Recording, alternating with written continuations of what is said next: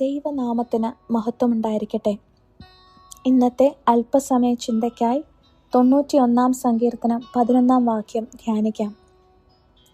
നിന്റെ എല്ലാ വഴികളിലും നിന്നെ കാക്കേണ്ടതിന് അവൻ നിന്നെക്കുറിച്ച് തൻ്റെ ദൂതന്മാരോട് കൽപ്പിക്കും.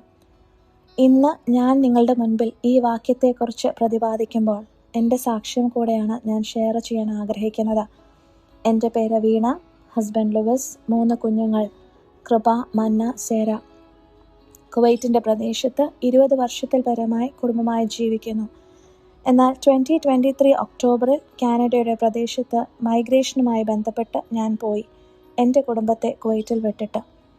പതിവിലും വിപരീതമായി ഞാൻ ഈ ബാക്ക്ഗ്രൗണ്ടൊക്കെ പറയുന്നത് എന്നെ പരിചയമില്ലാത്തവർക്ക് കൂടെ ഈ സാക്ഷ്യം പ്രചോദനമാകട്ടെ എന്നോർത്തിട്ടാണ്. 2023 ഒക്ടോബറിൽ ഞാൻ കാനഡയിൽ ലാൻഡ് ചെയ്യുമ്പോൾ പരിചയക്കാരോ സ്വന്തക്കാരോ ഒന്നും ഉണ്ടായിരുന്നില്ല. എന്നാൽ ദൈവം ഒരു നല്ല ചർച്ച് തന്നു, നല്ല കുടുംബങ്ങളെ തന്നു, നല്ല എംപ്ലോയേഴ്സിനെ തന്നു. ദൈവം അനുഗ്രഹമായി നടത്തി. പലപ്പോഴും ഒരു നല്ല റൂം സ്പേസ് സേഫായി കിട്ടുക എന്നത് ഒരു ചലഞ്ചായിരുന്നു. എന്നാൽ ദൈവം അതിനൊക്കെ വഴികളെ ഒരുക്കി. എന്നാൽ 2024 ഡിസംബറിൽ എനിക്കൊരു ബേസ്മെൻറ്റിലേക്ക് മാറാനുള്ള സാഹചര്യങ്ങളുണ്ടായി.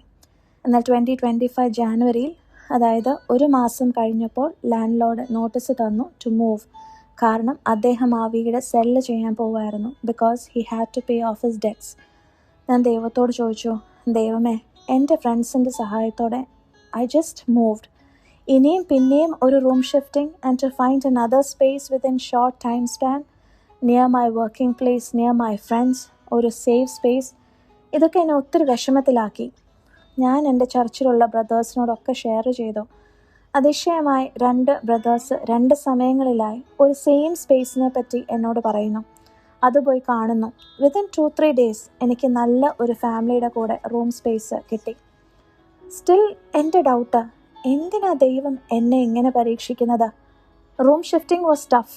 ഞാൻ അതിനോടകം 2-3 ഷിഫ്റ്റിംഗ് കഴിഞ്ഞിരുന്നു. സോ 2025 ഫെബ്രുവരിയിൽ ഞാനൊരു ഫാമിലി ഡോക്ടറിനെ കണ്ടുപിടിച്ചു ഫ്രം ഇൻ്റർനെറ്റ്. കാരണം winter was so tough on me. എൻ്റെ കാലുവേദന അല്പം സിവിയർ ആയിരുന്ന സമയമായിരുന്നു അത്.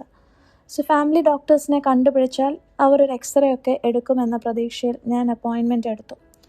കാലിൻ്റെ വേദനയുടെ കാരണങ്ങൾ കണ്ടുപിടിക്കാൻ പ്രതീക്ഷിച്ചതുപോലെ അവർ എക്സ്റേ എഴുതി തന്നു. എന്നാൽ 40+ ആയതിനാൽ ഡോക്ടർ ഒരു മാമോഗ്രാം കൂടെ റെക്കമെൻഡ് ചെയ്തു. ഫെബ്രുവരി 4 മാമോഗ്രാം ചെയ്തു. ഹോസ്പിറ്റലിൽ നിന്ന് കോൾ വന്നു, അവർക്കൊരു ചെറിയ സംശയമുണ്ട്. സോ വീണ്ടും ടെസ്റ്റുകൾ ചെയ്യാൻ ആവശ്യപ്പെട്ടു, മാമോ ആൻഡ് അൾട്രാസൗണ്ട്. അത് കഴിഞ്ഞ് വീണ്ടും അവർ ബയോപ്സിക്ക് റെക്കമെൻഡ് ചെയ്തു. എൻ്റെ അടുത്ത ഒരു ഫ്രണ്ടിനോടും എൻ്റെ എൽഡസ്റ്റ് ബ്രദറിനോടും മാത്രം ഞാനിത് ഷെയർ ചെയ്തുള്ളൂ. കാരണം ബാക്കി ആരും ടെൻസ്ഡ് ആവണ്ട എന്ന് കരുതി. ബയോപ്സിക്ക് 2 ദിവസം മുന്നേ ഹസ്ബൻഡിനോട് ഷെയർ ചെയ്തു. എന്നാൽ അതിൻ്റെ റിസൾട്ട് കിട്ടുന്നത് വരെ 80% പ്രതീക്ഷയായിരുന്നു, ഒന്നും കാണില്ല, and it's just for clearing doubts, ഡോക്ടേഴ്സിൻ്റെ ഡൗട്ട്സ് എന്നൊക്കെ. എന്നാൽ 2025 മാർച്ച് 6 റിസൾട്ട് വന്നപ്പോൾ it was diagnosed as invasive carcinoma of the breast. Medical ഫീൽഡുമായി ഒരു കണക്ഷനുമില്ലാത്ത എനിക്ക് അപ്പോഴും മനസ്സിലായില്ല I was diagnosed with cancer എന്ന്. ഞാൻ ChatGPTയിൽ ടൈപ്പ് ചെയ്ത് നോക്കി ഇതെന്താ സംഭവമെന്ന്. അപ്പോൾ ഏകദേശം ധാരണ കിട്ടി ഇതിൻ്റെ സീരിയസ്നെസ്. പിന്നീട് നഴ്സിംഗ് പ്രൊഫഷനിലുള്ള എൻ്റെ സുഹൃത്തുക്കൾക്കും എൻ്റെ എൽഡർ ബ്രദറിനും ഇത് അയച്ചു കൊടുത്തപ്പോൾ അവരെല്ലാം ഒരു ഒഴുക്കമട്ടി പറഞ്ഞു, പേടിക്കാനൊന്നുമില്ല, എല്ലാം ഓക്കെ ആകുമെന്ന്. അപ്പോൾ മനസ്സിലായി ഇതിൽ കാര്യമായി എന്തോ ഉണ്ടെന്ന്. ഞാൻ നിൽക്കുന്ന വീട്ടിലെ ചേച്ചിയോട് ഞാൻ ടെക്സ്റ്റ് ചെയ്തു, I am getting ready for my next adventurous journey with Jesus. അന്ന് മുതൽ എനിക്ക് മനസ്സിലായി എന്നാത്തിനാ ദൈവം എന്നെ ബേസ്മെൻറ്റ് സ്പേസിൽ നിന്നും കിക്ക് ചെയ്ത് ഈ പുതിയ ഫാമിലിയുടെ കൂടെ താമസിക്കാൻ ഇടവരുത്തിയതെന്ന്. ഞാൻ എൻ്റെ അവസ്ഥകളെ അറിയുന്നതിന് മുന്നേ ദൈവം എല്ലാം അറിഞ്ഞിരുന്നു. എന്നെ പൊന്നുപോലെ നോക്കാൻ ദൈവം മാലാഖമാരെ എനിക്ക് വേണ്ടി മുന്നമേ ഒരുക്കുന്നതിൻ്റെ വലിയ പ്ലാനിൻ്റെ ഭാഗമായിരുന്നു ഫെബ്രുവരിയിലുള്ള എൻ്റെ റൂം ഷിഫ്റ്റിംഗ്. ജീവിതത്തിൽ ഏറ്റവും നന്നായി ഹെൽത്തി ഫുഡ് കഴിച്ച നാളുകളായിരുന്നു അത്. ബിക്കോസ് ദൈവം എനിക്ക് തന്ന family was taking care of my every detail so well. ദൈവം എനിക്ക് വേണ്ടി ഒരുക്കിയ മാലാഖമാരായിരുന്നു ആ ഫാമിലി. മെയ് 16 എൻ്റെ സർജറി നടന്നു.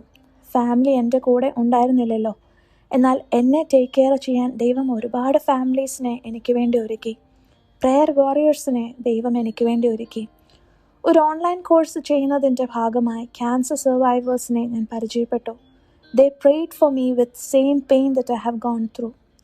BSF എന്ന ഓൺലൈൻ ബൈബിൾ സ്റ്റഡിയുടെ ഭാഗമായി കുറേ ക്യാൻസർ സർവൈവേഴ്സിനെ പരിചയപ്പെട്ടു. അവരെല്ലാം എങ്ങനെ ബ്രേവായിട്ട് ദൈവകൃപയാൽ ക്യാൻസർ സർവൈവ് ചെയ്തുവെന്ന് ഞാൻ കണ്ടു.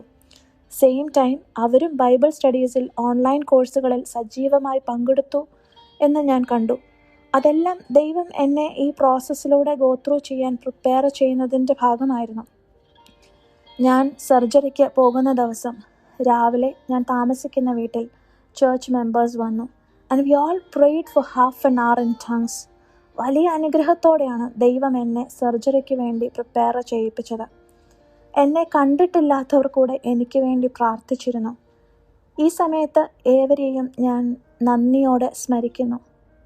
കുവൈറ്റിലുള്ള എൻ്റെ കുടുംബത്തെ ആ വിഷമ അവസരങ്ങളിൽ താങ്ങാനായി ദൈവം മാലാഖമാരെ ഒരുക്കി. കാരണം എന്നെ കാണാനോ എൻ്റെ അടുത്ത് വരാനോ വിസയൊന്നും കിട്ടാത്തതിനാൽ അവരും ഏറെ വിഷമിച്ചിരുന്ന അവസരമായിരുന്നു അത്. എന്നോട് പലരും ചോദിച്ചു, എങ്ങനെ തന്നെ ഫാമിലി ഇല്ലാതെ ഇതൊക്കെ ഗോ ത്രൂ ചെയ്തുവെന്ന്. ഞാൻ പറഞ്ഞ മറുപടി ഇതായിരുന്നു, 91 സങ്കീർത്തനം 11 വാക്യം. That was exactly what happened in my life. എൻ്റെ അമ്മ കരയുമ്പോൾ ഞാൻ പറഞ്ഞു, അമ്മ, ഞാൻ പെട്ടെന്നൊന്നും തട്ടിപ്പോകത്തില്ല. Because I have many things to do for God. My early diagnosis itself was a testimony. ദൈവം അതിനുള്ള മുഖാന്തരങ്ങളെ ഒരുക്കി. സർജറി കഴിഞ്ഞ് കയ്യിൽ പെർമനൻറ്റ് സ്വെല്ലിംഗ് കാണാൻ സാധ്യതയുണ്ട് എന്ന് ഡോക്ടേഴ്സ് പറഞ്ഞു. പക്ഷെ still my hands R as normal as before. കൈ ഉയർത്തി പ്രാർത്ഥിക്കാനോ ആരാധിക്കാനോ മടി കാണിച്ച ഞാൻ അത് കഴിഞ്ഞത് മുതൽ കൈ ഉയർത്തി പ്രാർത്ഥിക്കാനും ആരാധിക്കാനും തുടങ്ങി. കാരണം ഞാൻ അന്ന് മനസ്സിലാക്കി ദൈവം എനിക്ക് തന്ന വിടുതലിൻ്റെ മഹത്വം. ഒരു ലജ്ജയും കൂടാതെ ഈ ദൈവത്തെ ഞാൻ കൈ ഉയർത്തി കൈകൊട്ടി ആരാധിക്കുവാൻ തുടങ്ങി. സർജറിയുടെ മുറിവുകൾ വളരെ വേഗത്തിൽ ഭംഗിയായി ഹീലായി തുടങ്ങി. എൻ്റെ ഓൺലൈൻ ക്ലാസ്സസിൻ്റെ അസൈൻമെൻറ്റ്സ് ചെയ്തു തീർത്തു. ഓൺലൈൻ ബൈബിൾ സ്റ്റഡീസിൽ സ്റ്റിൽ അറ്റൻഡ് ചെയ്തു. ചർച്ചിൽ പോയി, ജോലിക്ക് പോയി. BC പ്രൊവിൻസിൽ ഒരു 3 days കോൺഫറൻസ് ഉണ്ടായിരുന്നു. അതിനും അറ്റൻഡ് ചെയ്യാൻ ദൈവം കൃപ തന്നു. എന്നെ ദൈവം പൊന്നുപോലെ നോക്കാൻ, എനിക്ക് വേണ്ടി പ്രാർത്ഥിക്കുവാൻ ലോകത്തിൻ്റെ പല ഭാഗങ്ങളിൽ നിന്നും ദൈവം മാലാഖമാരെ ഒരുക്കി. I would say the best doctors I got, blessed prayer warriors I got to pray and intercede for me, the best healthy food I got, the best employers I got, the best church family I got, the best place I got to stay. എല്ലാം ദൈവം എനിക്ക് വേണ്ടി ഒരുക്കി. Stage 1 breast cancer ആയതിനാൽ just 5 sessions of radiotherapy ആവശ്യം വന്നുള്ളൂ. September 1st വീക്കിൽ radiotherapy sessions കഴിഞ്ഞു. 2nd വീക്കിൽ ഞാൻ തിരികെ ഫാമിലിയുടെ അടുത്ത് കുവൈറ്റിൽ വന്നു. കാനഡയിലും US-ലും കുവൈറ്റിലും നാട്ടിലും UK-ലും ഒക്കെയുള്ള എൻ്റെ ഫാമിലി മെമ്പേഴ്സിനെയും ഫ്രണ്ട്സിനെയും എല്ലാം ഞാൻ നന്ദിയോടെ സ്മരിക്കുന്നു. So this was my story, a divine adventure with Jesus, where heaven walked beside me. എൻ്റെ ഡയഗ്നോസിസ് മുതൽ മാർച്ചിൽ 1 വർഷം കഴിഞ്ഞു. But when I turn back and see, I can see how beautifully God have taken care of me and my family and surrounded and guided us by His angels. ഈ testimony എല്ലാവർക്കും ഒരു അനുഗ്രഹമായി തീരട്ടെ എന്ന പ്രാർത്ഥനയോടെ എൻ്റെ ഈ ജേർണിയിൽ എന്നെയും കുടുംബത്തെയും ചേർത്ത് പിടിച്ച എല്ലാവരെയും നന്ദിയോടെ ഓർത്തുകൊണ്ട് ഞാൻ നിർത്തുന്നു. ദൈവം നിങ്ങളെ എല്ലാവരെയും അനുഗ്രഹിക്കട്ടെ.